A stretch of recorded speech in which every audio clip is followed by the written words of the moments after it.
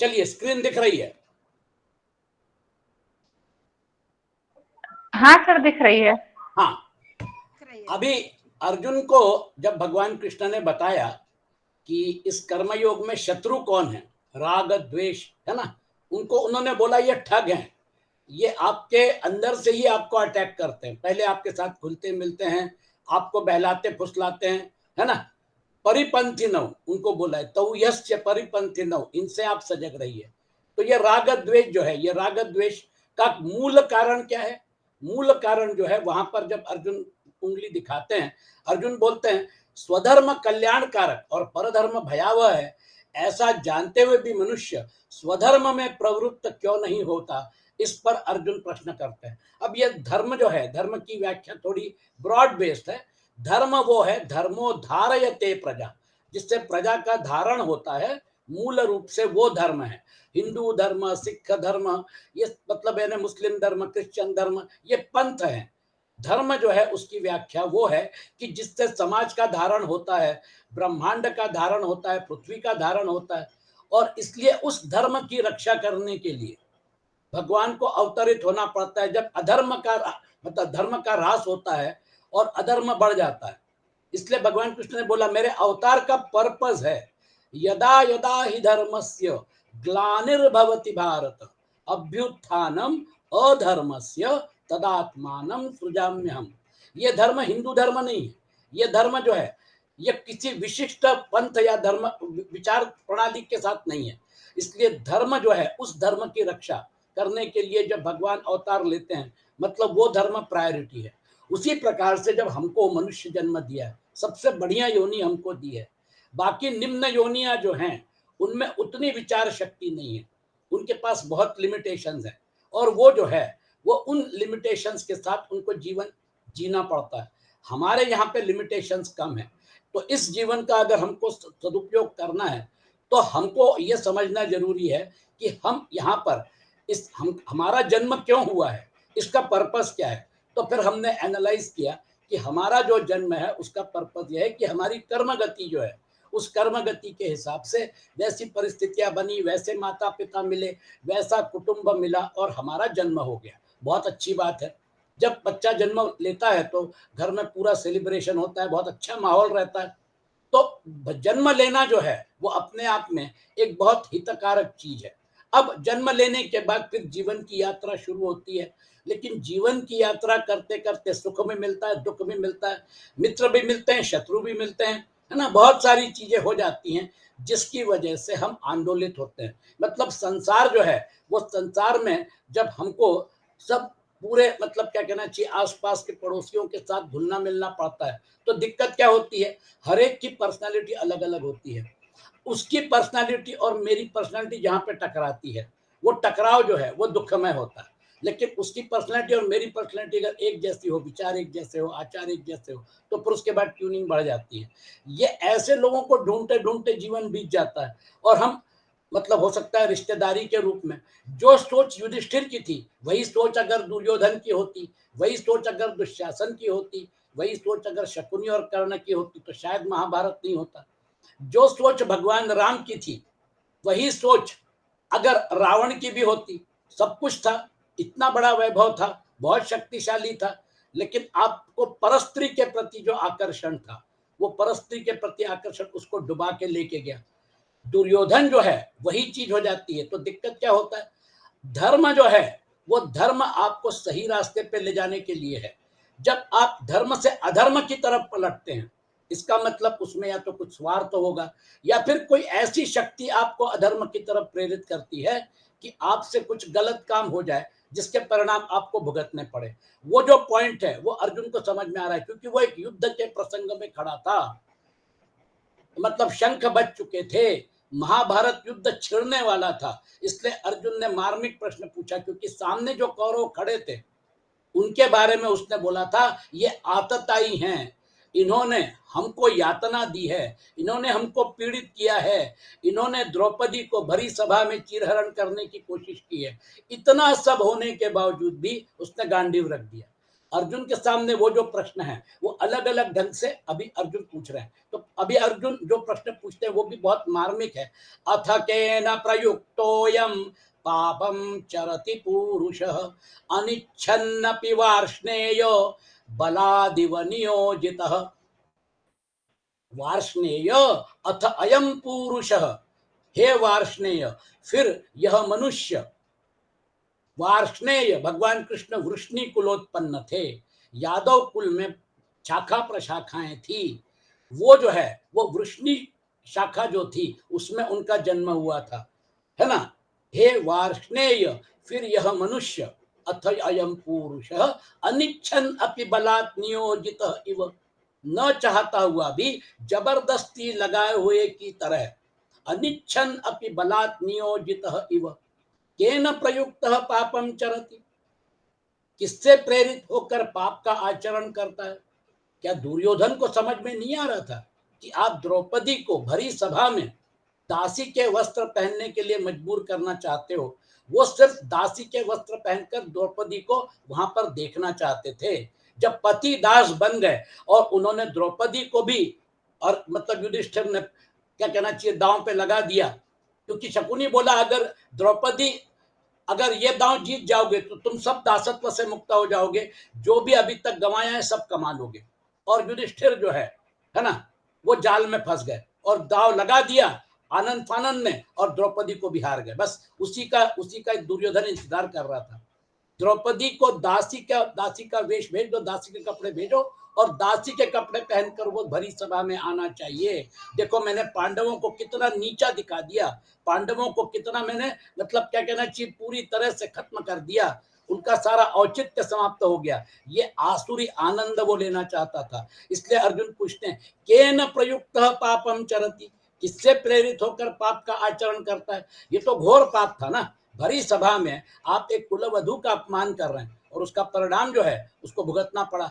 अनिच्छन पद की प्रबलता को बताने के लिए अर्जुन बलादिव नियोजित पदों को कहते हैं। मतलब कोई एक ऐसी शक्ति है अंदर जो आपको धर्म से अधर्म की तरफ प्रेरित करती है। तात्पर्य यह है कि पाप वृत्ति के उत्पन्न होने पर विचारशील पुरुष उस पाप को जानता हुआ उससे सर्वथा दूर रहना चाहता है, फिर भी वह उस पाप में ऐसे लग जाता है जैसे कोई उसको जबरदस्ती पाप में लगा रहा हो। इससे ऐसा मालूम होता है कि पाप में लगाने वाला कोई बलवान कारण है। आप भी उसको एनालाइज करिए। आज के कलयुग में हम देखते हैं लोग जो है भ्रष्टाचार, दुराचार, व्यभिचार, जो चीज नहीं करनी चाहिए वो समाज में हो रही है। इसका मूल कारण क्या है, उस कारण की तरफ अभी हम आगे बढ़ रहे हैं। इसलिए पापों में प्रवृत्ति का मूल कारण है काम, अर्थात सांसारिक सुख भोग और संग्रह की कामना। परंतु इस कारण की ओर दृष्टि न रहने से मनुष्य को यह पता नहीं चलता कि पाप कराने वाला कौन है। वह यह समझता है कि मैं तो पाप को जानता हुआ और उससे निवृत्त होना चाहता हूं, पर मेरे को कोई बलपूर्वक पाप में प्रवृत्त करता है। तो जैसे दुर्योधन ने कहा, देखिए ये जो था ये द्वापर युग था। त्रेता युग में लोग अधर्म की तरफ बहुत कम जाते थे, धर्म की तरफ प्रवृत्ति थी। बाद में क्या हो गया, जैसे द्वापर युग आया उसमें फिर मतलब द्वापर युग में धर्म के साथ कॉम्प्रोमाइज ज्यादा होना शुरू हो गया। वो कॉम्प्रोमाइज जो है, उस कॉम्प्रोमाइज की वजह से जो भगवान राम ने बोला था वो कृष्ण ने थोड़ा अपने हिसाब से उसको मॉडिफाई किया। दोनों अवतार थे। भगवान राम ने क्या बोला, the means justify the end. आपको जो उद्दिष्ट प्राप्त करना है उस उद्दिष्ट को प्राप्त करने के लिए आप कोई गलत रास्ता नहीं अपना सकते। लेकिन वो त्रेता युग था, गलत रास्ता अपनाकर हम सही जगह नहीं पहुंच सकते, ये जो उनका मतलब विचार था। उसी चीज को महात्मा गांधी ने कलयुग में प्रैक्टिस करने की कोशिश की, जबकि और मूल्यों का ह्रास हो गया था, है ना। मूल्यों का ह्रास होने के बाद दिक्कत यह हो जाती है कि द्वापर युग तक आते आते परमात्मा के अवतार को उसी प्रिंसिपल को थोड़ा मॉडिफाई करना पड़ा।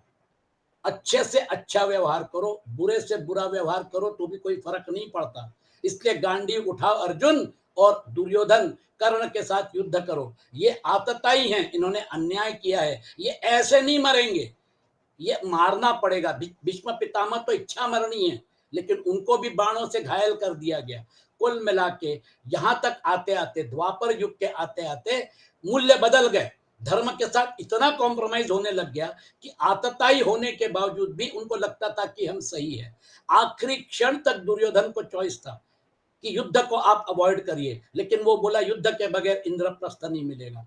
छोटी सी चीज थी, चाहता तो दे देता था, बड़प्पन दिखाता, लेकिन वो जो है उसने बड़प्पन नहीं दिखाया और फिर अपनी जान खो बैठा। वह समझता है कि मैं तो पापों को जानता हुआ उससे निवृत्त होना चाहता हूं, पर मुझे कोई बलपूर्वक पाप में प्रवृत्त करता है। वो खुद ही कहता है कि मैं जानता हूं, जानामि धर्मम चमे न च मे प्रवृत्ति, जानामि अधर्मम न च मे निवृत्ति, केनापि देवेन हृदि स्थितेन यथा नियुक्तोस्मि तथा करोमि।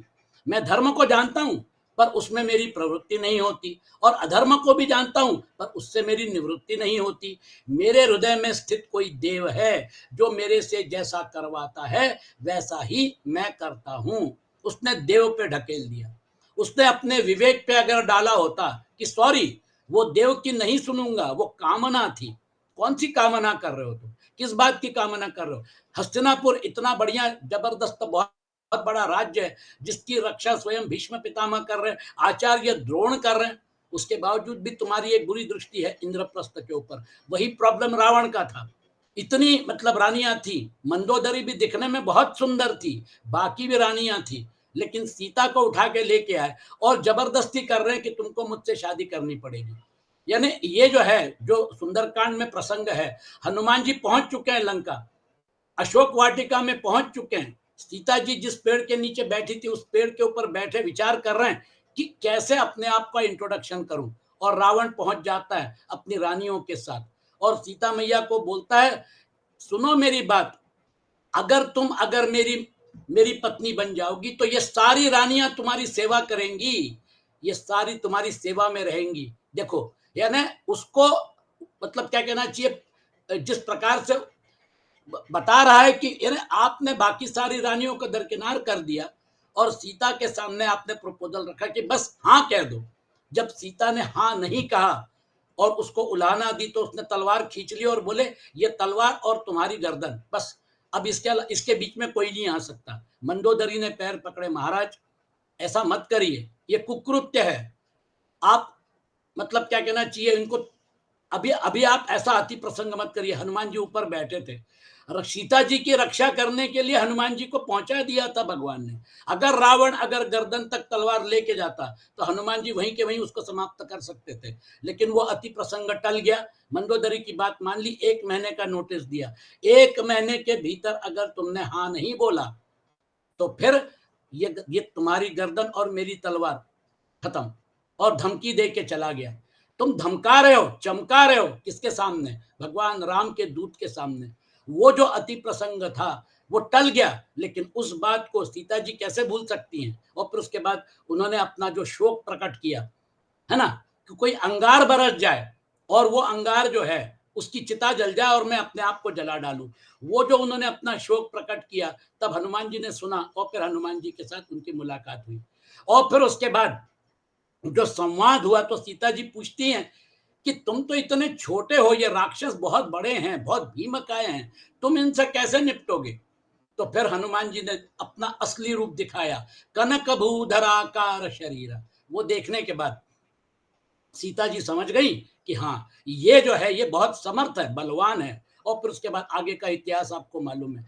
ऐसी परिस्थिति, जो एक असहाय परिस्थिति, मतलब क्या कहना कि सीता जी के सामने थी और लेकिन द्रौपदी के सामने थी, और भी परिस्थिति खराब थी, क्योंकि पांचों पति जो हैं, भीम ने 2 घोर प्रतिज्ञा की, लेकिन बाकी पांचों पति जो है, धर्मराज युधिष्ठिर ने धर्मराज का लेबल लगा के घूम रहे थे, लेकिन इतना बड़ा अधर्म सहन करके चले गए। और फिर उसके बाद उसकी सजा भगवान कृष्ण का को जब उन्होंने बुलाया और फिर उनकी इज्जत बचाई, उसी समय भगवान कृष्ण ने और द्रौपदी ने, भगवान कृष्ण ने निर्णय ले लिया, ये जो यहाँ पर अधर्म हुआ है, इनफ इज इनफ। अधर्म का नाश करने के लिए मुझे जो भी कीमत चुकानी पड़े मैं चुकाने को तैयार हूं। और भगवान कृष्ण ने पांडव कौरवों का युद्ध करके और वो जो है उस प्रसंग में पूरी कौरव सेना को समाप्ति कर दी। कुल मिला के ये जो है ये अति प्रसंग अगर नहीं होता तो शायद वो नहीं होता। तो दुर्योधन किस चीज का दोष दे रहा है? उसका विवेक कहां चला गया? आज तो लोग बोलते हैं अब तो कलयुग है, अब तो कॉम्प्रोमाइज मतलब कॉम्प्रोमाइज ही कॉम्प्रोमाइज है। आप 100 में से 90 लोग आपको मिलेंगे, कुछ भी करेंगे और जस्टिफाई कर देंगे कि भैया एक ऐसा है, ठीक है, हमने करप्शन किया है, हमने पैसे खाए हैं। आप जाओ कोर्ट में प्रूफ करो। जब तक, क्योंकि आज का कानून क्या बोलता है, a person is innocent unless he is proved guilty. तब तक वो घूमता रहता है, तो कोर्ट कचहरी में 50 साल बीत जाते हैं, तब तक मर जाता है। तो ये सारा का सारा करप्शन दुनिया भर के, ये मतलब क्या कहना चाहिए, हो रहा है। तो आदमी को मालूम है कि मैं ये करूंगा, लेकिन फांसी तक जाते जाते मेरी उम्र बीत जाएगी, और फिर उसके बाद 25-50 साल के बाद, 25-30 साल के बाद उसको मतलब क्या कहना चाहिए, माफी मिल जाती है, और फिर वो यथावत जीवन जीने लगता है। तो हमारा समाज आज वहां पर पहुंच गया है जहां पर ये सारी चीजें हो रही हैं। तो धर्म को जानते हैं, अधर्म को भी जानते हैं, लेकिन अधर्म बढ़ रहा है। जितना अधर्म उस समय बढ़ा था द्वापर युग में, उससे कहीं ज्यादा अधर्म जो है वो अभी बढ़ गया। कितने साल में? 5,500 साल में। अब तो समझ में नहीं आता है कि कैसे समाज में हम व्यवहार करें। तो कुल मिला के ये जो पॉइंट है, ये जो श्लोक है, ऐसी कौन सी शक्ति है जो हमें प्रेरित करती है? एक अगर ये शक्ति को अगर हम समझ जाएंगे तो हम हमारा जीवन तो सुधार सकते हैं, क्योंकि हमारे अंदर जो बैठा हुआ शत्रु है उसको तो हम कंट्रोल कर सकते हैं। भले ही दुर्योधन कंट्रोल ना कर पाया, लेकिन फिर उसको उसकी सजा मिली। रावण कंट्रोल नहीं कर पाया, लेकिन फिर उसको उसकी सजा मिली। इसलिए ये जो देव वस्तुतः जो है वो काम, भोग और संग्रह की इच्छा ही है, जिससे मनुष्य विचार पूर्वक जानता हुआ भी धर्म का पालन और अधर्म का त्याग नहीं कर पाता। केन प्रयुक्तोयम पापम चरति, पदों से भी अनिच्छन पद की प्रबलता प्रतीत होती है।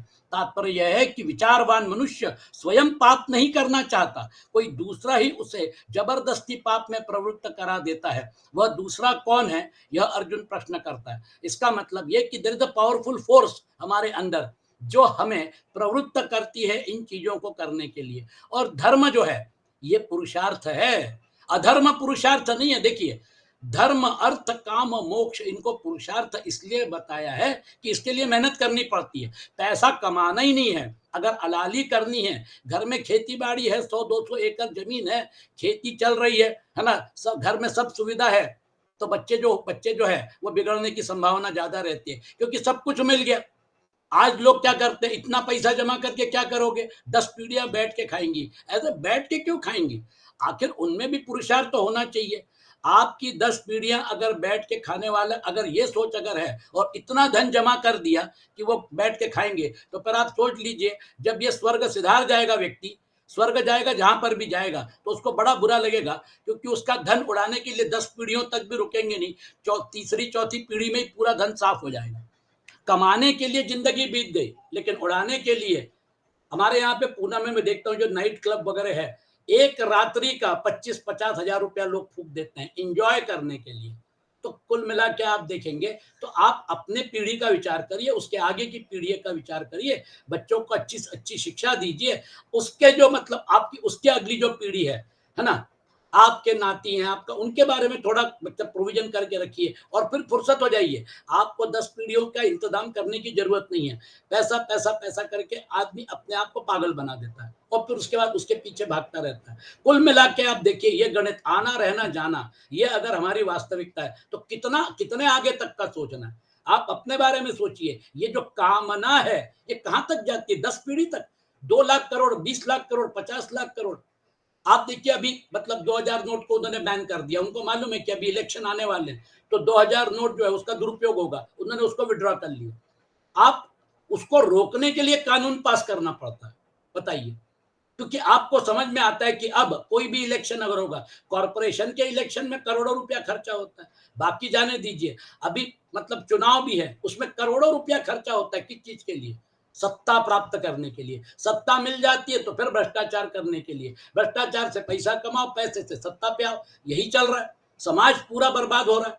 मूल जो चीजें हैं, लोगों की जो समस्या है, वहां तक नेता लोग पहुंचते नहीं है। आप देखिए कैसे कामना जो है वो किस इधर गलत दिशा में लेके जाती है। जो चीजें होनी चाहिए वो होती नहीं है। इसलिए भगवान उस पॉइंट को अभी एनालाइज करने वाले हैं। भगवान ने अभी अभी 34वें श्लोक में बताया कि राग और द्वेष जो काम और क्रोध के ही सूक्ष्म रूप हैं, परंतु यह बात साधक साधक के महान शत्रु हैं, अर्थात ये दोनों पाप के कारण हैं। परंतु वह बात सामान्य रीति से कहने के कारण अर्जुन उसे पकड़ नहीं सके। अतः वे प्रश्न करते हैं कि मनुष्य विचार पूर्वक पाप करना न चाहता हुआ भी किससे प्रेरित होकर पाप का आचरण करता है?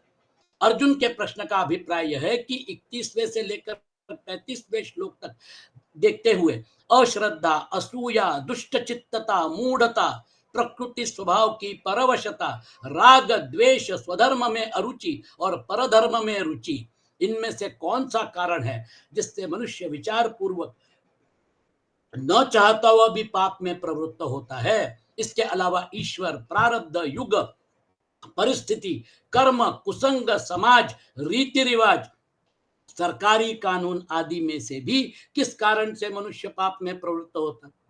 आप कानून बनाइए, उस कानून को तोड़ने के लिए तुरंत, मतलब क्या कहना चाहिए, 1 महीने के अंदर उस कानून को तोड़ने के रास्ते निकल आएंगे। कोई भी कानून जो है वो कानून को तोड़ने के हजारों रास्ते हैं, है ना? तो आज कलयुग में तो इन मूल्यों के साथ बहुत सारा कॉम्प्रोमाइज अभी से होना शुरू हो जाता है। इसलिए आप देखिए, आप कानून की धज्जियां उड़ा देते हैं, हर चीज को जायज बताते हैं, जो भी होगा, बहुत सारे केसेस सुप्रीम कोर्ट तक जा रहे हैं। सुप्रीम कोर्ट क्या करेगा? हर चीज अगर कोर्ट में न्याय व्यवस्था के पास जाएगी तो फिर न्याय व्यवस्था ही रहे, बाकी सारी व्यवस्थाएं खत्म हो जाए। इसलिए देखिए समस्याएं कितनी कठिन है। मतलब ये जो प्रबल शत्रु है, ये तो मेरे अंदर भी है, आपके अंदर भी है, सभी के अंदर है। जो इस शत्रु के वश में रहकर कर्म करते हैं वो फिर बहकते हैं, और जो इस शत्रु को जानकर, इस शत्रु को एक हाथ के अंतर पर रखकर, है ना, जब आप उसके साथ भैया देखो तुम मेरे से, मतलब मैं तुम पे हावी हूंगा, तुम मेरे ऊपर हावी नहीं होगे, तो फिर क्या मजाल है? आप जहां चाहें वहां काम को कट कर सकते हैं, क्योंकि वो अंदर बैठा हुआ शत्रु है। वो द इनर डेविल जिसको बोलते हैं अंग्रेजी में, डेविल सिटिंग इनसाइड, बाहर शत्रु नहीं है, अंदर है।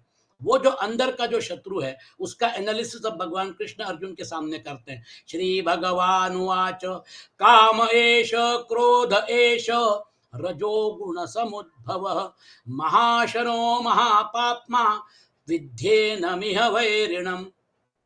श्री भगवान बोले रजोगुण समुद्भव एषः कामः एषः क्रोधः। रजोगुण से उत्पन्न यह काम अर्थात कामना ही पाप का कारण है। यह काम ही क्रोध में परिणत होता है। यह बहुत खाने वाला महाशनः महापाप्मा, यह बहुत खाने वाला और महापापी है।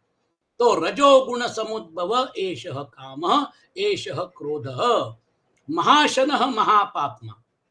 यहाँ पे भगवान कृष्ण ने काम से क्रोध की तरफ बढ़ने का रास्ता बताया। अगर काम में व्यत्यय पड़ता है, कामना में व्यत्यय पड़ता है तो क्रोध आता है ना? मेरे आड़े आता है, मैं पैसा कमाना चाहता हूं, ये आदमी जो है ये अपने आप को सत्यवादी हरिश्चंद्र बोलता है, मेरे को पैसा कमाने से रोकता है, इसको खत्म कर देंगे एनकाउंटर में, या फिर कहीं ना कहीं किसी को सुपारी देके उसको मरवा देते हैं। बेचारा ऑनेस्ट ऑफिसर था, है ना? हमारे यहाँ एमपी में वो जो, मतलब वो रेत का माफिया जो है, उनको माफिया बोलते हैं, वो अवैध उत्खनन करना चाहते हैं। जो भी कोई, मतलब क्या कहना चाहिए, अगर ऑनेस्ट ऑफिसर आता है ना, एक बार दो बार उसको थोड़ा पैसा ऑफर करते हैं, मानता नहीं है, ये नहीं वो नहीं, तो फिर उसको क्या कहना चाहिए, कहीं ना कहीं उड़ा देते हैं उसको जाके। तो अच्छे ऑनेस्ट ऑफिसर मारे जाते हैं क्योंकि वो अपने कर्तव्य का पालन करना चाहते हैं, वो कानून की रक्षा करना चाहते हैं। इस प्रकार का माहौल हो गया है। इसलिए रजोगुण समुद्भव एषः कामः एषः क्रोधः। कामना में अगर विघ्न पड़ गया तो क्रोध आता है, और कामना की पूर्ति हो गई, बहुत अच्छी बात है, तो फिर आगे और कामना बढ़ती रहती है। इसलिए भगवान कृष्ण बोलते हैं महाशनः महापाप्मा, यह बहुत खाने वाला है। अगर इसको 2 लड्डू दे दिए, लड्डू अच्छे लगे, तो ये 20 लड्डू खा लेगा, है ना? तब तक खाएगा जब तक इसको इसकी तृप्ति नहीं होगी। तो क्या है, ये महाशनः महापाप्मा, इस तरफ भी गड़बड़ कर सकता है, उधर भी गड़बड़ कर सकता है। अपन क्या बोलेंगे, ठीक है कामना की पूर्ति नहीं हुई, है ना, तो क्रोध नहीं करेंगे, ठीक है, लेकिन कामना की पूर्ति हो गई, तो कामना की पूर्ति हो गई तो फिर उसके बाद वो जो मोह है, लोभ मोह, वो जो है उस डायरेक्शन में लेके जाता है, ये रुकता नहीं है, क्योंकि ये महाशनः महापाप्मा है, ये बहुत खाने वाला और महापापी है। देखिए उसका डेफिनेशन कैसे दिया है, महाशनः महापाप्मा इह एनम वैरिणम विद्धि, इस विषय में तू इसको ही वैरी जान। हमारी आध्यात्मिक साधना में हमको ये जो पिटफॉल्स हैं हमारे रास्ते में, ये जो खड्डे हैं, ये खड्डे जो है वो हमको, खड्डे में अगर गिर गए तो मुश्किल जाती है, बाहर निकलना मुश्किल हो जाता है। इसलिए महाशनः महापाप्मा इह एनम वैरिणम विद्धि। संसार करते करते भी कई बार क्या होता है, कामना जो है उसकी वजह से आदमी मतलब उसी दिशा में आगे बढ़ता है अध्यात्म की तरफ। बाद में सोचेंगे जोशी जी, अभी क्या है 60 साल तक तो इन चीजों के बारे में सोचने के लिए टाइम नहीं है, कोई बात नहीं। 60 साल हो गए, रिटायर हो गए, हम पहुंचे उनके घर, भाई साहब नमस्कार, कैसा चल रहा है ना। अभी आपने बोला था कि 60 साल के बाद सोचेंगे, तो मैं आया हूं जोशी जी। अभी मैं पूरा यूरोप भ्रमण करूंगा, पूरा विदेश घूम के आऊंगा, पूरी दुनिया देखूंगा। अगले 5 साल में पूरी तरह बुक्ड हूं। अपन 65 साल के बाद सोचेंगे। चलिए घूम घाम के आ गए, है ना। हमने फिर मिलने गए, हमने कहा भैया घूम घाम के आगे कैसा है। अरे बहुत सुंदर है। 2 घंटा तो उन्होंने कहाँ घूम के आगे उसका वर्णन किया, है ना। अब हमने बोला, हमने कहा थोड़ी अपनी भी बात करते हैं। हमने कहा देखिए अपना छोटा सा एक गीता गुरुकुल है ना। उसमें हम लोग मतलब भगवत गीता के क्लासेस कंडक्ट कर रहे हैं सुबह 8 से 9। ये आपके घर के पास ही है, मतलब 1 किलोमीटर पे जो मंदिर है वहां पे हम लेते हैं, आइएगा, है ना। 4 दिन 5 दिन 10 दिन आए ही नहीं। हमने कहा क्या हो गया भैया, है ना। तो मैं जब गया तो बोले ऐसा है, देखिए सुबह उठने में परेशानी होती है ना, रात को जरा लेट सोते हैं, इसलिए आपका 8 से 9 का समय बदल दीजिए, 10 से 11 करिए। अब उनके लिए पूरा समय एडजस्ट करेंगे। आदमी इस तरफ बढ़ना ही नहीं चाहता है। कामना और काम ने उसको उस तरफ ढकेल दिया कि अभी 65 साल की उम्र हो गई, है ना। मालूम नहीं कब ऊपर से कॉल आ जाएगा, रिटर्न टिकट हर एक के जेब में है। वो रिटर्न टिकट जो है, वो रिटर्न टिकट की तरफ हम देखते ही नहीं है। ऊपर वाले ने अगर तबीयत गड़बड़ कर दी और फिर पता चला एक हार्ट अटैक आ गया, उसमें गुजर गया, पूरी जिंदगी बीत गई। क्या किया, कुछ नहीं किया, एंजॉयमेंट किया। दिक्कत यहाँ पे होती है, महाशन महापापमा इह एनम वैरिणम विद्धि। ये वैरी है अर्जुन, ये अंदर बैठा हुआ है, ये अंदर बैठ के हमको मारता है, हमको खलास करता है, हमको बर्बाद करता है। बाहर वाले तो ठीक है, वो तो अलग है, क्योंकि अर्जुन समर्थ था उनसे निपटने के लिए। अंदर के शत्रु जो है उसके बारे में एनालिसिस हो रहा है, जो जो जो चीज हमारे लिए बहुत जरूरी है। क्योंकि आध्यात्मिक मार्ग में हमको इन अंदर के शत्रुओं से निपटना पड़ता है, और ये अंदर के शत्रु और प्रबल होते हैं। जब हम सुधरना चाहते हैं, है ना, तो ये और भड़क जाते हैं, क्योंकि इनको आदत ही है ना आपको बिगाड़ने की। अब आप अचानक अगर सुधरना शुरू हो गए तो फिर ये भी अपनी कमर कस लेते हैं कि चलो इसको बर्बाद करने का एक रास्ता ढूंढ लेते हैं। तो फिर आपने क्या किया, आपने संन्यास ले लिया, आप हिमालय में चले गए, एक छोटी सी कुटिया बनाई, फिर उसके बाद 2-4 सिद्धियां प्राप्त कर ली, तो फिर लोग आने लग गए आपके पास। आज 5 लोग आए, आपने उनकी कामना की पूर्ति कर दी। किसी को बच्चा चाहिए था, किसी को नौकरी चाहिए थी, वो फिर उसके बाद 10 के मतलब 100 हो जाएंगे, 100 के 1000 हो जाएंगे, और फिर आपके पीछे जन समुदाय आ जाएगा। फिर उसके बाद आप महानतम होते जाएंगे, और फिर उसके बाद पब्लिसिटी, कैमरा, मतलब चैनल वाले, और फिर हो गया बर्बाद। एक छोटा सा आपने निर्णय लिया, सन्यास लेके हिमालय जाएंगे, और पता चला कि आप संसारी लोगों के भी और भी बड़े संसारी हो गए, क्योंकि ये जो है इनका काम ही है ना। फिर कंट्रोवर्सी शुरू हो जाएगी, आपके बारे में गलत बातें भी बताई जाएगी, है ना, क्योंकि आपके शत्रु भी रहते, हित शत्रु। तो आपने क्या अचीव किया, इह एनम वैरिणम विद्धि। अंदर की कामना जो है उसको आपने खत्म नहीं किया, आप उसके आहार, आप उसी के मतलब बलात् आप उसी के साथ चलते गए। इसलिए महाशनो महापापमा विध्येनम इह वैरिणम। हमारे बहुत सारे प्रश्नों का उत्तर इस श्लोक में भगवान कृष्ण दे रहे हैं, और कलयुग में आपको पता चलेगा कि ऐसा क्यों हो रहा है समाज में। व्यभिचार, दुराचार, भ्रष्टाचार क्यों होता है, ये सारे क्यों, क्वेश्चन मार्क का प्रश्न जो है उसका उत्तर भगवान दे रहे हैं, यह एनम वैरिणम विद्धि। सांसारिक पदार्थों को सुखदाई मानने से राग उत्पन्न होता है, जिससे अंतःकरण में उनका महत्व दृढ़ हो जाता है। फिर उन्हीं पदार्थों का संग्रह करने और उनसे सुख लेने की कामना उत्पन्न होती है। पुनः कामना से पदार्थों में राग बढ़ता है। यह क्रम जब तक चलता है तब तक पाप कर्म से सर्वथा निवृत्ति नहीं होती। काम एश क्रोध एश, मेरी मनचाही हो यही काम है। उत्पत्ति विनाशील जड़ पदार्थों के संग्रह की इच्छा, संयोगजन्य सुख की इच्छा, सुख की आसक्ति, ये सब काम के ही रूप हैं। एक्सप्लेन करने की जरूरत नहीं है, आपके सामने तो पूरी किताब बिछी हुई है। समाज में नजर घुमा के देखिए, ये वास्तविकता है। काम एश क्रोध एश, है ना। पाप कर्म कहीं तो काम के वशीभूत होकर, कहीं क्रोध के वशीभूत होकर किया गया दिखता है। दोनों से अलग अलग पाप होते हैं। इसलिए दोनों पद दिए हैं। वास्तव में काम अर्थात उत्पत्ति विनाशशील पदार्थों की कामना, प्रियता, आकर्षण ही समस्त पापों का मूल है। देखिए ये जो है बहुत सुंदर मतलब संस्कृत है। इदम में स्याद इति इच्छा काम शब्दिता, यह मुझे मिल जाए, यह मुझे मिल जाए, इस प्रकार की इच्छा काम कहलाती है। मैं अरु मोर तोर तय माया, है ना, मेरा और तेरा। तुलसीदास जी ने भी बहुत सुंदर पॉइंट पकड़ा है। वो जो माया है, इन सारी चीजों के प्रति आकर्षण, इस जन्म में, मनुष्य जन्म में इन चीजों के प्रति आकर्षण स्वाभाविक है। लेकिन स्वाभाविक जो है, पानी जब मतलब पहाड़ों के ऊपर बरसता है तो वो स्वाभाविकतया गुरुत्वाकर्षण की वजह से नीचे उतरकर समुद्र की तरफ बहता है। ऊपर से नीचे की तरफ पानी का बहाव है, वो स्वाभाविक है। आध्यात्मिक मार्ग जो है वो अस्वाभाविक है, क्योंकि अनित्य के साथ जुड़ने की कामना, ये मेरा शरीर है, ये मेरा शरीर हमेशा रहे, इसमें वृद्धत्व ना आए, ये हमेशा जवान रहे, जरा और मरण इसको ना हो, प्रोटेक्शन करने की पूरी जिद्द रहती है। शरीर बचता है, शरीर रहने वाला है, पॉसिबल ही नहीं है। जब उसका शरीर चला गया और किसी का शरीर चला गया तो फिर हमको भी सोचना चाहिए, ये शरीर के प्रति हमारी जो आसक्ति है, ये शरीर सापेक्ष जो हम कर्म कर रहे हैं, इसके ऊपर क्वेश्चन मार्क डाल दीजिए। कितना करना है, कैसा करना है। जिस दिन विवेक और ज्ञान का चक्षु जग जाता है, यही तो ज्ञान है, उसके लिए कोई अलग आंख की जरूरत नहीं है, ये ज्ञान चक्षु है।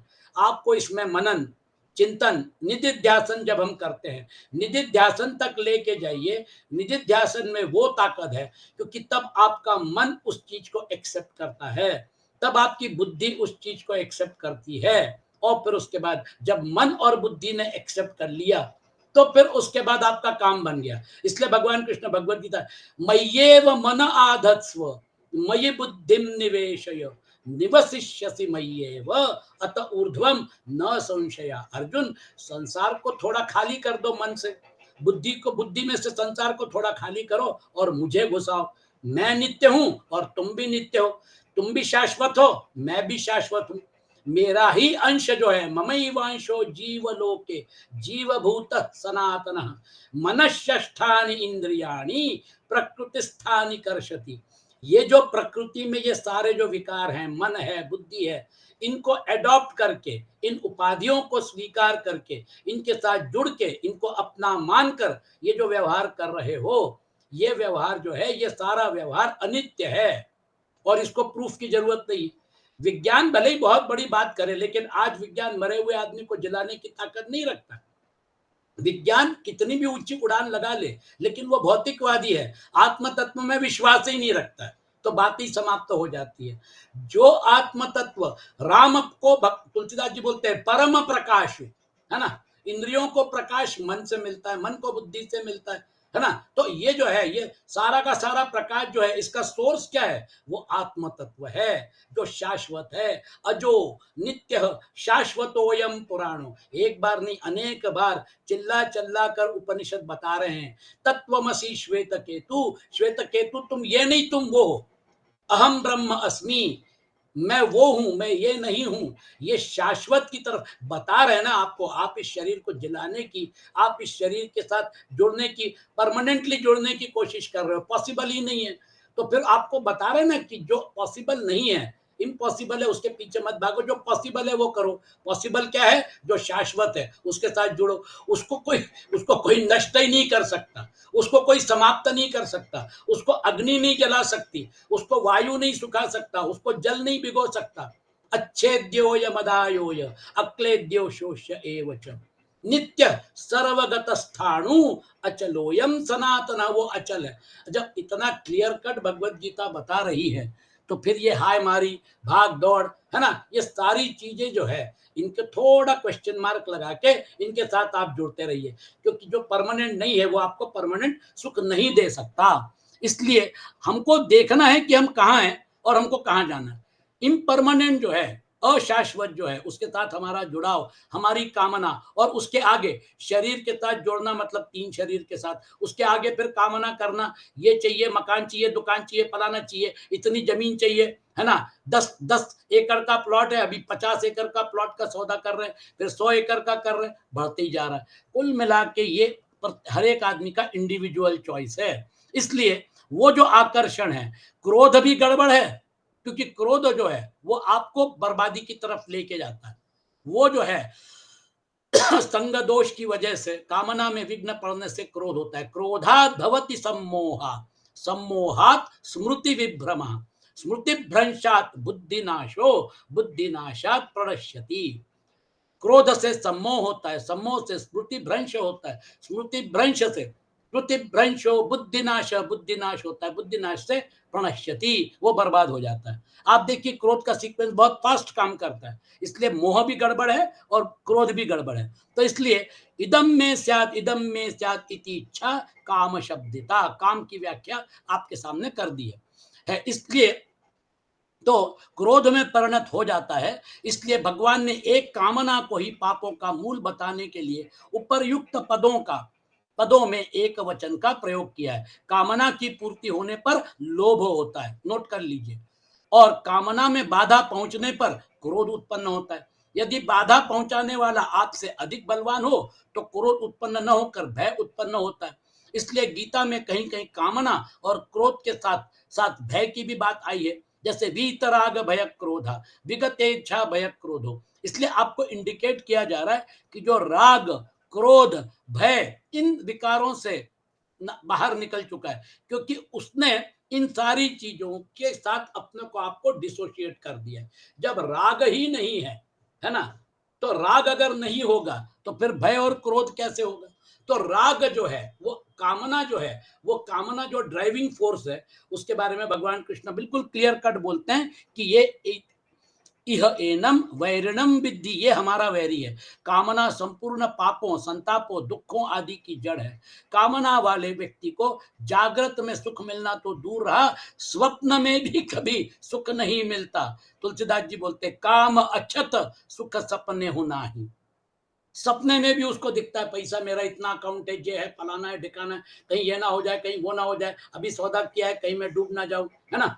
उसको नींद भी ठीक से नहीं आती है। काम अछत सुख सपने हो नाही, तो जागृत में क्या सुख मिलेगा, है ना। जो चाहते हैं वह ना हो और जो नहीं चाहते हैं वह हो जाए, इसी को दुख कहते हैं। यदि चाहते हैं और नहीं चाहते को छोड़ दें तो फिर दुख है ही कहाँ। आप जिन चीजों को चाहते हो वो आपका संयोग जो है वो बनता है, और फिर उसके बाद जब वियोग की बात आती है तो फिर उसके बाद दुख होता है। तो जो चीज आप चाहते हो उसका संयोग अच्छा लगता है, जब उसका वियोग होता है तो फिर दुख होता है। बढ़िया अच्छा तंदुरुस्त शरीर है, सब कुछ है, एकदम बहुत अच्छा है ना, और फिर अचानक एक्सीडेंट में मौत हो गई तो, अचानक हार्ट अटैक आ गया तो, आजकल तो 35 साल की उम्र में भी हार्ट अटैक आता है स्ट्रेस की वजह से। लोग इतना स्ट्रेस अपने सिस्टम में कैरी करते हैं कि बस रे बस, वो स्ट्रेस जो है उसकी वजह से फिर सिगरेट दारू नशा करने में चले जाते हैं, और फिर उसके बाद पर 35 साल की उम्र में हार्ट अटैक वगैरह, ऐसी कम कम उम्र में हार्ट अटैक वगैरह आपने नहीं सुना होगा। लेकिन आज वो जो स्ट्रेस है उसको मैनेज न करने की वजह से वो अपने जीवन को बर्बाद करने के ऊपर तुल जाते हैं। इसलिए क्या है, कुल मिला के आप देखेंगे तो यह संसार की सारी समस्याएं आपके सामने सुंदर ढंग से खुली हुई हैं। इसमें से रास्ता तो हर एक आदमी को निकालना है, हम भी रास्ता निकालने की कोशिश कर रहे हैं। तो मार्गदर्शन आपके पास है कि भैया आप इसको कंट्रोल करिए। स्ट्रेस जो है वो स्ट्रेस मैनेज करने के लिए किसी बाह्य चीज की जरूरत नहीं है।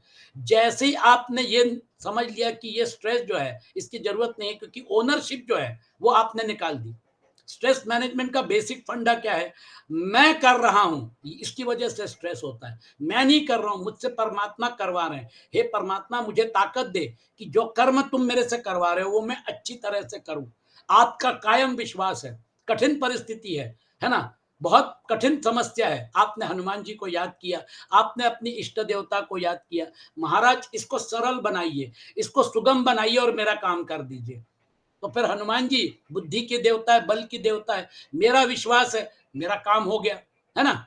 वहां पर जाकर फिर मैंने बोला, मैंने किया है, मैं हनुमान जी को भूल गया। क्यों भाई, उस समय जब संकट में थे तो फिर संकट मोचन को याद किया। जब हो गया पेपर पास, पेपर क्लियर हो गया, अच्छे मार्क्स मिल गए, उस समय तो हनुमान जी के मंदिर में जाके पूरी तरह से मतलब यानी आप शरण आके उनके यहाँ पे गए, और महाराज मेरे को पास करवा दीजिए घर में, नहीं तो कोहराम मच जाएगा, मेरी बेइज्जती हो जाएगी। चलिए आपने पढ़ाई कम की थी, क्वेश्चन पेपर सरल आ गया और आप पास हो गए, तो जाइए ना मंदिर, फिर हनुमान जी को क्रेडिट दीजिए कि महाराज आपने मुझे मदद कर दी, आपकी वजह से मैं पास हो गया।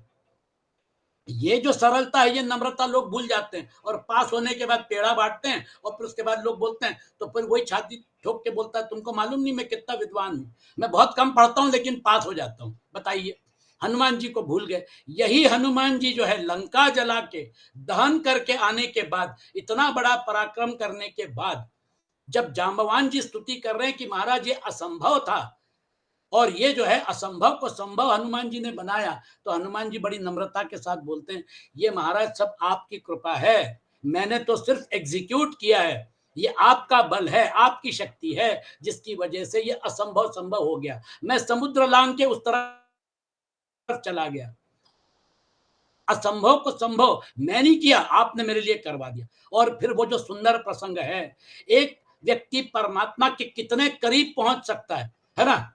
हनुमान जी की जब स्तुति होने लग गई तो हनुमान जी फूल के कुप्पानी हो गए, हनुमान जी नम्र हो गए, उन्होंने भगवान राम के चरण पकड़ लिए, आंखों से आंसू बह रहे हैं और हनुमान जी उठने को तैयार नहीं है। तब भगवान राम ने उनको उठाया और गले लगाया और भगवान राम बोले, हनुमान मैं जीवन भर तुम्हारा यह ऋण नहीं चुका सकता, मैं तुम्हारा ऋण कैसे चुकाऊं, ये पॉसिबल ही नहीं है। देखिए, परमात्मा भी जिसका ऋण मानते हैं वो परमात्मा के सबसे करीब होता है। इसलिए आज भी हमको ये हमारी श्रद्धा है कि तुम्हारे भजन राम को पावे। अगर आपने हमारी पेटिशन वहां पे डाल दी तो फिर भगवान राम हमारे ऊपर खुश हो जाएंगे। इसलिए देखिए कैसा रहता है, एक इतना शक्तिशाली बलवान और बुद्धिमान जो है, वो बुद्धिमान व्यक्ति जो है वो परमात्मा के साथ जुड़ने का रास्ता देखिए, उनकी नम्रता, उनका सेवा भाव, उनका प्रेम, उनकी भक्ति, ये भगवान राम के साथ जोड़ देती है। इसलिए नाशवान पदार्थों की इच्छा ही कामना कहलाती है, अविनाशी परमात्मा की इच्छा कामना के समान प्रतीत होती हुई भी वास्तव में कामना नहीं है। इसलिए उसको शब्द क्या दिया है, आपकी मुझे सिर्फ भक्ति चाहिए और कुछ नहीं चाहिए। जब भगवान राम ने बोला क्या दूं तुम्हें, तो बोले महाराज मुझे कुछ नहीं चाहिए, आपकी अनन्य भक्ति मुझे बस दीजिए, आपकी भक्ति करता रहूं, जिंदगी भर करता रहूं, वही मांगा।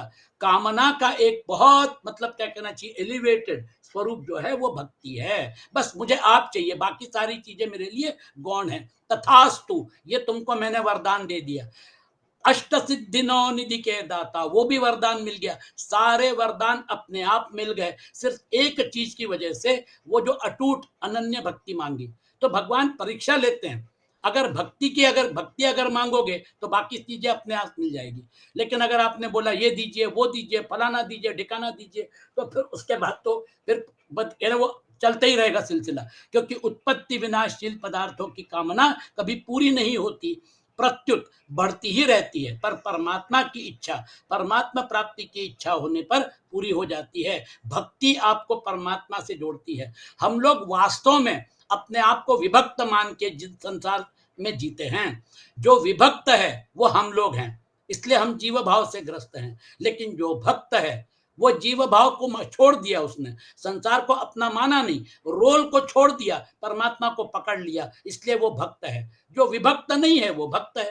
और भक्त अगर बनना है तो फिर वही भक्ति की जो मतलब एक परमात्मा से मांगना क्या है, तो फिर आपकी भक्ति, आप सिर्फ मुझे आप चाहिए, बाकी सारी चीजें जो है उस वो मेरे लिए अभी इंटरेस्टिंग नहीं है। इसलिए कई बार पुरुषार्थ परम पुरुषार्थ हो जाता है। हम जीवन में बहुत सारी चीजें अचीव करते हैं और बहुत सारी चीजें अचीव करने के बाद समाज में प्रतिष्ठा प्राप्त होती है, बहुत सारी चीजें हो जाती है। उस समय हमने क्या मांगना चाहिए परमात्मा को?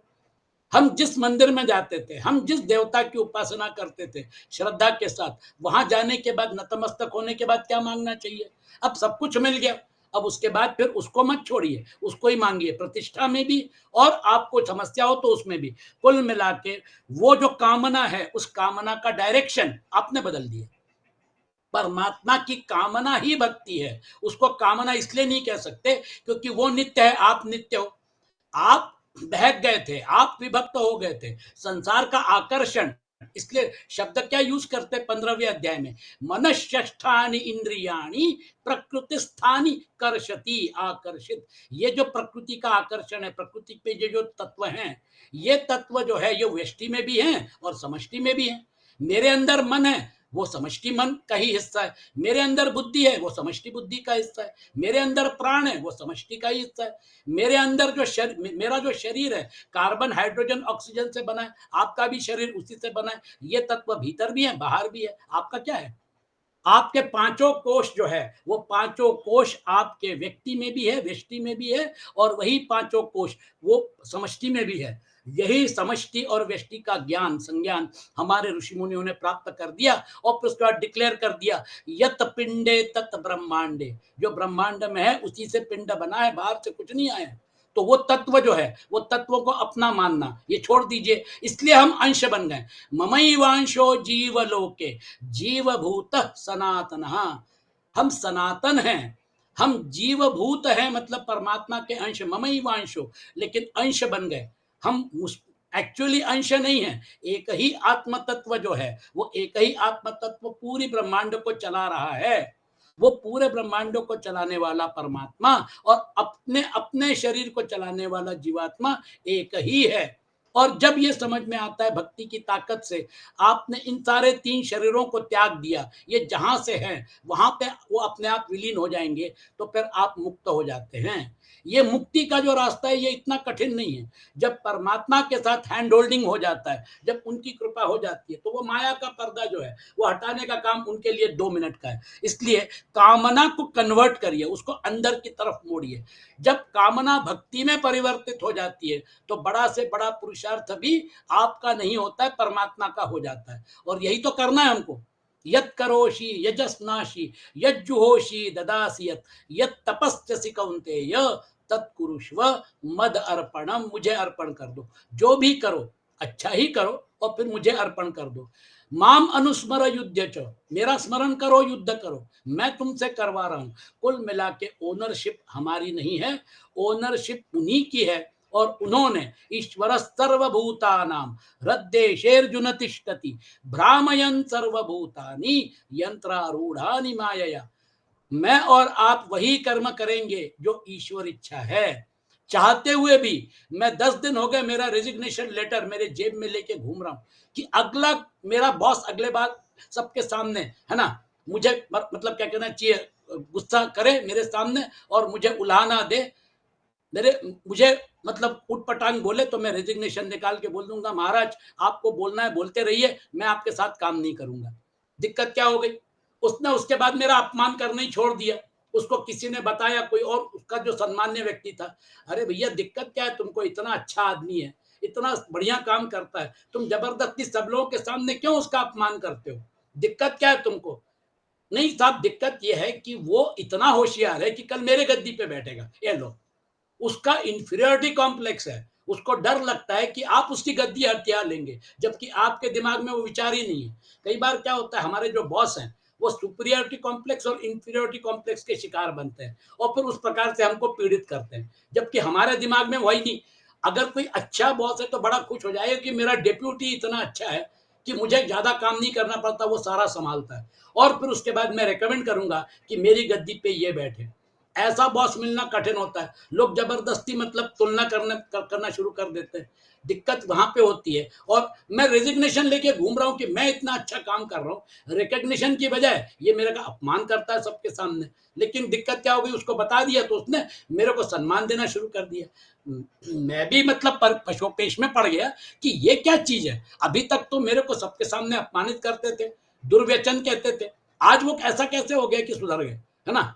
अब मैंने कहा ठीक है अगली बार करेगा। पता चला 3 साल बीत गए, है ना, और मेरा प्रमोशन भी हो गया।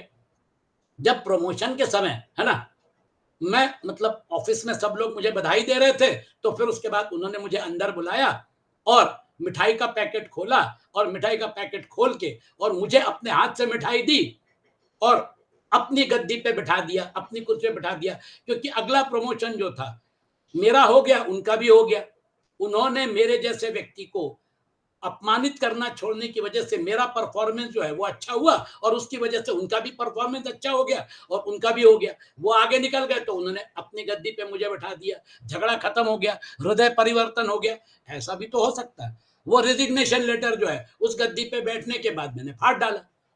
मजा कभी कभी क्या होती है, ऐसी चीजें होती हैं, इसलिए जो विधि लिखित है, जो परमात्मा को आपसे करवाना है, वो आप ही को करना है और कोई नहीं करेगा। ऐसा रास्ता बनाने के तरीके भी होंगे, इसलिए आप खुद ही महसूस करेंगे कि ये जो है ये बड़ा कठिन गणित है। गहना कर्मणो गति। इसलिए परमात्मा प्राप्ति, तो आपने कामना को पलट दिया, कामना का सारा फोर्स जो बाहर जा रहा था वो यहाँ पे क्षीण हो गया, राग द्वेष भी क्षीण हो गए, और आपने भक्ति की ताकत के साथ उसको जोड़ के, यानी जैसी वो अंदर पलट जाता है, वो फोर्स है। फोर्स जो है उसका उपयोग करना पड़ता है, एनर्जी जो है उसका उपयोग करना पड़ता है, वो जो है आप सदुपयोग करिए। जब आप सदुपयोग करेंगे तो वो आपको अच्छी दिशा में लेके जाएगी। तो कामना को फोर्स में वो जो फोर्स है उसको जब भक्ति में कन्वर्ट करते हैं तो फिर अपना काम बन जाता है। एक शंका हो सकती है कि कामना के बिना संसार का कार्य कैसे चलेगा। आपने फोर्स को उस तरफ पलटा दिया तो फिर ये सारी चीजें कहां जाएंगी। इसका समाधान यह है कि संसार का कार्य वस्तुओं से, क्रियाओं से चलता है, मन की कामना से नहीं होता है। हम तो बहुत सारी कामना करते हैं लेकिन बहुत सारी कामना की पूर्ति नहीं होती है। वस्तुओं का संबंध कर्मों से होता है, चाहे वे कर्म पूर्व के प्रारब्ध हों अथवा वर्तमान के उद्योग, मतलब कर्म हो, मतलब वर्तमान के या प्रारब्ध हों।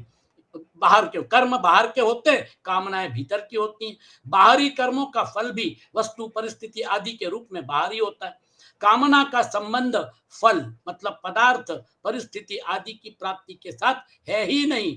कामना एक फोर्स है जो आपको अंदर से ड्राइव कर रही है। जो वस्तु कर्म के अधीन है वह कामना करने से कैसे प्राप्त हो सकती है। संसार में देखते ही हैं कि धन की कामना होने पर भी लोगों की दरिद्रता नहीं मिटती। जीवन मुक्त महापुरुषों को छोड़कर शेष सभी व्यक्ति जीने की कामना रखते हुए भी मरते हैं ना। आपकी कामना कहाँ पूरी होती है, ये चाहिए वो चाहिए, एक स्टेज पे आके रुक जाती है। इसलिए कामना जो है, कामना करें या ना करें, जो फल मिलने वाला है वह तो मिलेगा ही। तात्पर्य यह है कि जो होने वाला है वह तो होकर ही रहेगा, और जो नहीं होने वाला है वह कभी नहीं होगा। एक पॉइंट जीवन में ऐसा आता है जब इस चीज को जब हम गहनता से विचार करते हैं तो फिर समझ में आता है कि तुलसीदास जी ने कितना जबरदस्त स्टेटमेंट किया है। होई ही वही जो राम रचि राखा, को करी तरक बढ़ावे शाखा। ये जो है राम रचि राखा, शंकर जी जो है वो पार्वती जी को समझा रहे हैं कि मैं उनकी, वो बोले, वो दशरथ नंदन जो है वो अपने सीता को ढूंढ रहा है, रोध हो रहा है ना, भटक रहा है। ऐसे ऐसे की उपासना करते हो आप? हाँ, तो शंकर जी बोले तुमको मालूम नहीं, ये दशरथ नंदन नहीं है, ये जो है ये परब्रह्म परमात्मा है, उनका अवतार है, इसलिए मैं उनकी नित्य पूजा करता हूँ। उन्होंने उनकी परीक्षा लेने की कोशिश की, है ना। मैं परीक्षा लेना चाहती हूँ। बोले किसकी परीक्षा लेना चाहते हो? बोले मैं देखना चाहती हूँ कि आप जो बोल रहे हो उसमें सत्यता है कि नहीं। तो बोले ठीक है, ये जो मतलब बरगद का पेड़ है इसके नीचे मैं बैठता हूँ, तुम जाके परीक्षा लेके आओ। लेकिन मैं तुमको बता रहा हूँ जरूरत नहीं है परीक्षा लेने की, गड़बड़ करोगी, मानी नहीं बात, है ना। तो वो जो है उनका जो पहला अवतार था, वो जो पहले पार्वती जी का, उसमें उन्होंने परीक्षा लेने के लिए सीता जी का वेश धारण किया। और वो जो है वो सीता जी का वेश, वो दक्ष की पुत्री थी, है ना। लेकिन वो अभी दुर्बुद्धि जो हुई, सीता का वेश धारण करके परीक्षा लेने के लिए पहुंची। राम और लक्ष्मण वन में जा रहे हैं और सामने से सीता जी चली आ रही हैं। लक्ष्मण भौचक्के हो गए, बोले जिनको हम ढूंढ रहे थे वो तो चली आ रही हैं बड़े प्रेम से, है ना। भगवान राम ने समझ लिया ये कुछ गड़बड़ है। भगवान राम ने हाथ जोड़े और बोले माता जी, शंकर जी कैसे हैं, उनको हमारा प्रणाम कहिए। बस भेद खुल गया, वो झेप गई। और फिर उसके बाद जब पीछे पलट के जाने लग गई तो जहां पर भी देखा वहां पर उनको राम लक्ष्मण सीता, राम लक्ष्मण सीता दिखने लग गए। खत्म। अब आने के बाद कम से कम सही चीज तो बताओ आपने शंकर जी को। तो शंकर जी बोले हो गई परीक्षा, क्या हुआ? बोले मैंने कोई परीक्षा नहीं ली, आपने गलत बोला। और वो जो सती है, वो सती जो है फिर ऐसा प्रसंग हुआ कि जिसकी वजह से दक्ष के यज्ञ में गई और फिर वहां पे उन्होंने अपनी, मतलब क्या कहना चाहिए, योग चिता के द्वारा अपने आप को भस्म कर दिया गुस्से में। और फिर वो जो यज्ञ उसका विध्वंस करने के लिए वीरभद्र को भेजा, यज्ञ का विध्वंस हो गया, पूरा का पूरा कहीं के कहीं पलट गया। शंकर जी को भी क्रोध आ गया और फिर वही सती जो है वो पार्वती के रूप में जन्म लेती है। कुल मिला के तब वो बोलते हैं होई ही वही जो राम रचि राखा, को करी तरक बढ़ावे शाखा। शंकर जी भी हतप्रभ हो गए सती की जिद्द के सामने, है ना। बहुत सुंदर प्रसंग है। जीवन मुक्त महापुरुषों को छोड़कर शेष सभी व्यक्ति जीने की कामना रखते हुए मरते हैं। कामना करें या ना करें, मरना तो निश्चित है। इसलिए क्या होता है, तात्पर्य यह है कि जो होने वाला है वह होता है, और जैसे कामना न करने पर भी प्रतिकूल परिस्थिति आ जाती है, ऐसे ही कामना न करने पर अनुकूल परिस्थिति भी आएगी ही। पूरा जीवन एडजस्टमेंट है। आप कई बार क्या होता है, हाथ पैर पटकते नहीं होता, और फिर उसके बाद अचानक सर्कमस्टांसेस बदल जाते हैं, घंटों का काम मिनटों में हो जाता है। निंदा अपमान की कामना न करने पर भी निंदा अपमान होते हैं, कामना किए बिना भी प्रशंसा सम्मान होते हैं। जैसे प्रतिकूल परिस्थिति कर्मों का फल है, ऐसे ही अनुकूल परिस्थिति भी कर्मों का ही फल है। इसलिए वस्तु परिस्थिति आदि का प्राप्त होना अथवा न होना कर्मों से संबंध रखता है, कामना से नहीं। काम अर्थात सांसारिक पदार्थों की कामना का त्याग करना कठिन नहीं है। थोड़ा गहरा विचार करें कि वास्तव में कामना छूटती ही नहीं अथवा टिकती ही नहीं, पता लगेगा। देखिए, बहुत सुंदर एनालिसिस है, यहीं पे मैं अभी खत्म कर रहा हूं, है ना, आज का चिंतन। पता लगेगा कि वास्तव में कामना टिकती नहीं, वह तो निरंतर मिटती रहती है, किंतु मनुष्य नई नई कामनाएं करके उसे बनाए रखता है। आपने आहुति डाली, अग्नि प्रज्वलित हुई, अग्नि बुझने लग गई, फिर आपने आहुति डाली, अग्नये स्वाहा इदम न मम, फिर अग्नि पटी, फिर वो शांत हुई। इस प्रकार से आहुति डाली जाती है। मेरे पास 1 BHK फ्लैट है, 1 BHK से 2 BHK में जाऊंगा, 2 BHK से फिर 3 BHK में जाऊंगा, 3 BHK से फिर 4 BHK में जाऊंगा, फिर अपने अपने लिए बंगला बनाऊंगा, फिर अपने लिए मैंशन बनाऊंगा, 800 करोड़ का बहुत बड़ा बंगला लंदन में लूंगा, न्यूयॉर्क में लूंगा, चल रहा है ना। बंगले में कमरे कितने हैं, बंगले में कमरे हैं 500। 500 कमरों में से मुझे कितनी जरूरत पड़ेगी 80 साल की उम्र में? एक कमरा भी बहुत है, 500 कमरे का मैंने मकान ले लिया। कुल मिला के समझ में नहीं आता। इसलिए कामना जो है वो मिटती है, और फिर आप उसमें आहुति डालकर, है ना, फिर उसको आप अग्नि को भड़काते हैं। इसलिए वो नित्य मिटती रहती है, आप उसको जलाते रहते हैं। वह तो निरंतर मिटती ही जाती है, किंतु मनुष्य नई नई कामनाएं करके उसे बनाए रखता है। कामना उत्पन्न होती है, और उत्पन्न होने वाली वस्तु का मिटना असंभव अवश्यंभावी है। इसलिए कामना स्वतः मिटती है। अगर मनुष्य नई कामना न करे तो पुरानी कामना कभी पूरी होकर और कभी पूरी न होकर स्वतः मिट जाती है। कामना जो है, वो कामना देखिए कैसे, मतलब आपको आगे बढ़ाने का काम करती है। ठीक है, जीवन में कुछ चीजें जरूरी हैं, प्रमोशन जरूरी है, आपकी एक सोशल स्टेटस जरूरी है। जितना जरूरी है उतना आपके जीवन को सुलभ बनाने के लिए, सुसह्य और अच्छा बनाने के लिए वो जरूर करिए, उससे कोई फर्क नहीं पड़ता। लेकिन कामना जो है उसको पलटाना, एक स्टेज पे आके उसको पलटाने की क्षमता अगर है कि यहां तक करूंगा, उसके बाद फिर कामना को अंदर पलटा के, ये जो है इसमें अपने आप को एक बेस लेवल पे, ठीक है, आपको जितना चाहिए था उतना है, आपको जितना आवश्यक है उतनी पेंशन है, सब कुछ है। अभी परमात्मा की तरफ पलट जाइए, क्योंकि समय कम है। जब आप परमात्मा की तरफ कामना को भक्ति में परिवर्तित कर देते हैं, तो फिर आगे का पूरा प्रोसेस जो है वो तो वैसे ही मतलब चलता रहेगा। पेंशन तो जीवन भर मिलती रहेगी।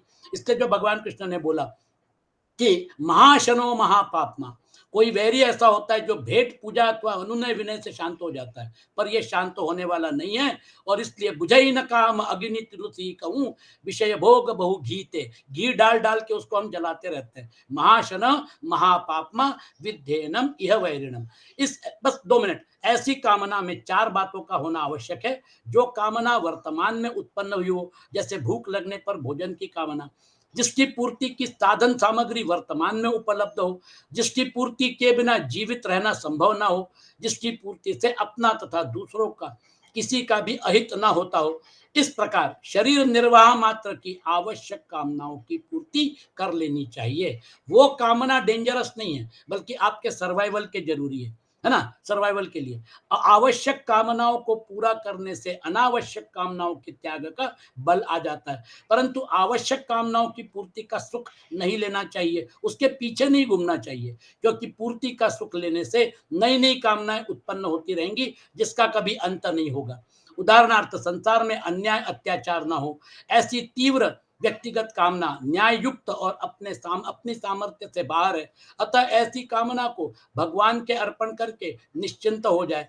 ऐसी भगवद अर्पित कामना भविष्य में भगवान चाहें तो पूरी हो जाती है। हम भी चाहते हैं कि पूरा समाज सुधर जाए, हम भी उसके लिए कोशिश करते हैं। एक छोटा सा प्रयास हम लोग गीता गुरुकुल में करना चाहते हैं कि गीता गुरुकुल के प्रचार प्रसार से क्या होगा, गीता के प्रचार से, कि लोगों में रजोगुण और तमोगुण कम हो जाएगा और उसी प्रमाण में सत्वगुण बढ़ेगा। जैसे जैसे सत्वगुण बढ़ेगा वैसे वैसे समाज सुधर जाएगा, अपने आप सुधर जाएगा, क्योंकि सत्वगुण जो है वो परमात्मा की तरफ ले जाने का काम करता है, रजोगुण जो है वो समाज को, व्यक्ति को बर्बाद करने का काम करते हैं। तो भगवत गीता का प्रचार प्रसार होना चाहिए, इसलिए हम हमारी तरफ से छोटी सी एक कामना लेकर, है ना, इसको आगे बढ़ाना चाहते हैं। ये कामना की पूर्ति के लिए हम परमात्मा को नित्य बोलते हैं, महाराज शुरू करवा दीजिए, छोटे से प्रमाण में शुरू करवा दीजिए।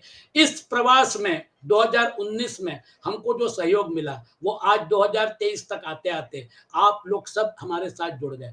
ये एक छोटी सी इच्छा जो है, ये परमात्मा जो है वो अपने ढंग से, अपने हिसाब से उसको अनफोल्ड कर रहे हैं। आप खुद ही देखिए, ये जो है परमात्मा को हमने बोला, हमने कहा हमारा काम कर दो, बस वो जो है वो धीरे धीरे आगे बढ़ता है। हम उसको मतलब तेरे कई बार क्या होता है, हम समझ नहीं पाते हैं कि ये ऐसा मतलब कैसे हो जाता है। ये जो है ये उनकी इच्छा से होता है। इसलिए अन्याय, ये सारी चीजें जो है, इस सारी चीजों का परमात्मा के प्रति जब हम समर्पित कर देते तो अपना काम हो जाता है। और फिर उसके बाद इसके और जो 2 पॉइंट है ना, वो इसी के साथ जुड़े हुए हैं। सेवा, परहित चिंतन, स्थिरता आदि का सुख लेना, इसके बिना रहने की इच्छा करना भी परमात्मा तत्व की प्राप्ति में बाधक है। इसलिए साधक को सात्विक, राजस और तामस तीनों ही गुणों से असंग होना है, क्योंकि स्वरूप असंग है। सत्व बढ़ाइए, सत्व बढ़ेगा तो परमात्मा की तरफ पलट जाएंगे। कामना भक्ति में परिवर्तित करिए और फिर तीनों गुणों से असंग हो जाइए। गुणातीत जो है वही सुखी हो सकता है। इसलिए सत्व गुण का उपयोग करके सीढ़ी चढ़ गए, ऊपर तक पहुंच गए। अब आप वहां पे पहुंच गए जहां पे पहुंचना था, उसके बाद गुणों का त्याग, गुणातीत होना बहुत जरूरी है। तो ये जो अपने सुंदर मतलब भगवान कृष्ण ने हमारे सामने जो विषय रखा है उसके बारे में अच्छे से मनन चिंतन करिए। महाशनो महापात्मा विद्येनम इह वैरिणम, ये हमको करना है और इसके लिए मतलब अपनी कोशिश हमेशा चलती रहे। और इसको, क्योंकि ये हमारे जन्म जीवन के साथ जुड़ा हुआ है। कर्म गति जो है, ये कर्म गति, ऐसा माना जाता है कि जब पाप और पुण्य बैलेंस रहते तो मनुष्य जन्म मिलता है। जब पाप की अधिकता होती है तो फिर पशु योनियां मिलती हैं, और जब पुण्य की अधिकता होती है तो फिर ऊर्ध्व लोकों की तरफ हमारा मार्ग खुल जाता है। तो चलिए, बहुत अच्छी बात है, कोशिश करना अपने हाथ में। चलिए आज का सत्र समाप्त करते हैं। ओम असतो मा सद्गमय, तमसो मा ज्योतिर्गमय, मृत्योर्मा अमृतं गमय। ओम शांति शांति शांति।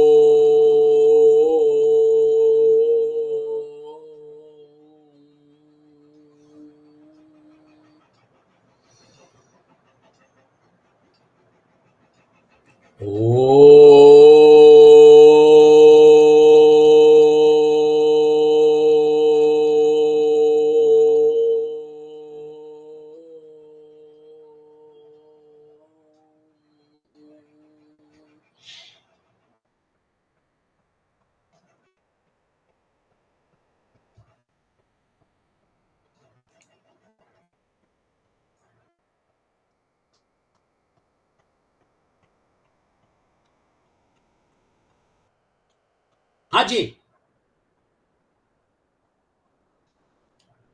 हाँ गुरु जी, क्या बहुत मंजुला जी, अच्छा मलिक? लगा आज का। तो हाँ, बताएं, आज का अच्छा काम एस लगा। काम एस क्रोध एस की हाँ हाँ, आज का श्लोक बहुत बहुत बढ़िया रहा, बढ़िया। हाँ, प्रेरणादायी रहा, प्रेरणादायी जिसके रहा। प्रभाव से सब लोग काम में लगे रहते हैं। ये अभी बहुत बहुत अच्छा बहुत सारे प्रसंग प्रश्नों था। का जवाब मिल गया इस श्लोक में, है ना। बहुत सारे प्रश्नों का जवाब मिल जाता है। आज लोग कम है लेकिन विषय बहुत अच्छा था आज का। हो सकता है जी जी रिकॉर्डिंग उन्होंने सुनना जी। चाहिए। और अगले इतवार का तो अपना सत्र नहीं हो पाएगा, हम तो प्रवास में रहेंगे, अपनी मुलाकात हो जाएगी शनिवार को। पूरे इसी में है, हाँ सब कुछ इसी में है। सब कुछ जी इसी में जी जी। है ना। चलिए पूरी अच्छा दुनिया सत्र, इसी में संलग्न है हर समय। हाँ इसी में जी जी है। चल रहा है सारा व्यवहार, और कलयुग में बार बार तकलीफ होती है ना।